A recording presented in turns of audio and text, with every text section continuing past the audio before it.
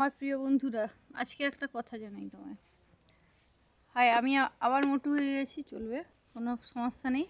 আবার আমাকে গাঁদালু পাতা খেতে হবে। কিন্তু একটা বিশেষ কথা, আমি আমাদের গ্রামের হরে কৃষ্ণ কাকুকে বললাম আমি সন্ন্যাস ধর্ম নিতে চাই। ঠিক আছে, সে বললো ঠিক আছে, কোনো অসুবিধা নেই। কিন্তু আমি যতদূর জানলাম আমার মায়ের অনুমতি না নিয়ে এই ধর্ম নেওয়া যাবে না।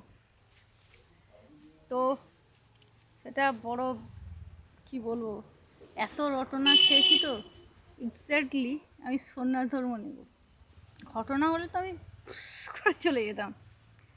আমার সন্ন্যাস ধর্ম নেওয়াটা জরুরি আমি মনে করি। বিয়ে থা করছে গিয়ে কেন করব, সমাজটা দেখে নিয়েছি বিয়ে না করে, ঠিকঠাক প্রেমও না করে, মোটামুটি আমি দেখে নিয়েছি। অতএব আমার সন্ন্যাস ধর্ম গ্রহণ করা উচিত, এটা আমি মনে করি। তবে হ্যাঁ, আমার ব্যবসাটা চালাতে হবে, চাকরি পেতে হবে, সন্ন্যাস ধর্ম নিয়ে থাকতে হবে। যদি ওই মাদার টেরেসা বাবু কী আছে, সন্ন্যাস ধর্ম কি শুধুমাত্র কিছু রোজগার না করে নেয় কৃষ্ণ জপে? এটাও করতে পারি আমি, ঠিক আছে। আর যদি আমার মেয়েদের সুরক্ষার প্রয়োজন হয়, সেরকম কিছু ব্যবসা করতে পারি, ঠিক আছে।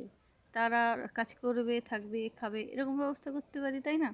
যদিও আমার কিছু করার অকাত নেই এখন, প্রতিষ্ঠিত হতে হবে, তারপরে অকাত হবে, সোজা কথা, তাই না? তো আমাদের এই চ্যানেলটা বা আমার কথা যদি ভালো লাগে, একটা সাবস্ক্রাইব করো, লাইক করো, শেয়ার করো, যেটা তোমাদের ইচ্ছা।